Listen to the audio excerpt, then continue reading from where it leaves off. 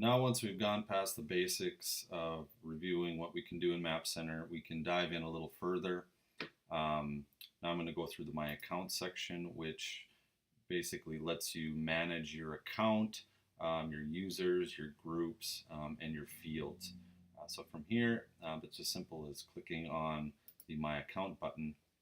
And as you can see, the hierarchy that we set up, it's fairly dynamic. It's not just grower, farm, field.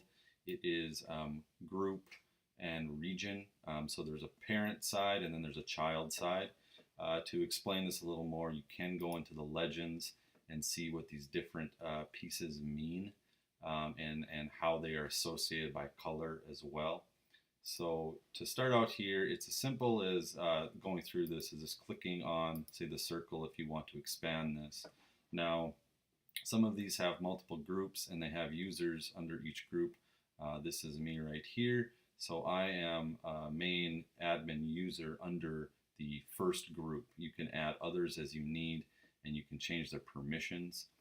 So it just depends. I'll get into that shortly.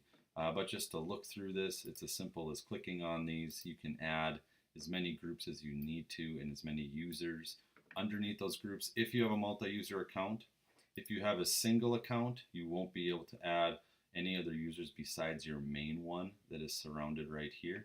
So just be aware of that. And there's other permissions that change based on what type of accounts you have and what kind of tools you either paid for or got set up. So getting into past the groups, if I want to change, add, or edit users or groups, it's as simple as clicking on the group you want to change or the user, and then you'll see any kind of regions that are associated under that group as a whole or specific ones that are just to that region as well. If I want to add or edit anything about the main group, I click this yellow box flag in the upper right, and I can change the settings here. If I want to add another group under this group, like these ones, I can do that. If I want to add another region under this group, I can add them just like here. And of course, if I want to add another user, I can as well. Now, under this main group, if depending on your account, you might have different privileges set up. These first ones will be either shaded or green or red, depending on how you set up your account and how that was set up previously for what you paid. If I set now on a different group here, I can change the privileges by each one of those as well and the users under them. So for instance, here I am the admin user under this account. Since I'm the main one, I have the same different privileges as the group that I'm associated to. So if I change onto this group, I can change these different privileges for that entire group, whether I want to analyze or edit database or the ability to add other groups or users so that any group underneath that will have the same privileges and any user under that will also have the same privileges. So if I go under this group, open this up and look at this user, he'll have potentially different privileges than previous other users. So it just depends on how you want to set up each user and each group and what privileges they have. And naturally, if you need to change anything, you simply click on the one you want to change and edit the information. So from here, if you want to also look into the regions, add regions, you can. Here's a group. If I wanted to add a region, it would show up here. Any fields that you do add will show up under the regions as well. So depending on what you put in, which we'll get that into a little later here. But these are the basics of how to view and edit your account. Now, if you have different groups under different states, I can search and filter by that. So if I had ones in, say, Illinois compared to North Dakota where I am, I can filter by that.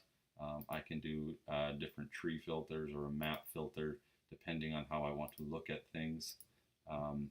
Also, if you need to look at the transactions that you've applied towards your account, it's as simple as clicking on there. You can look to and from different dates and the different children or kind of groups that are associated under subgroups. and export those out as you need as a CSV, Excel, PDF file, or just print directly. As you can see, if you do a lot of charges, there can be a lot of entries that go into this, so the list can get quite long. It's just very dependent on how you're using our system.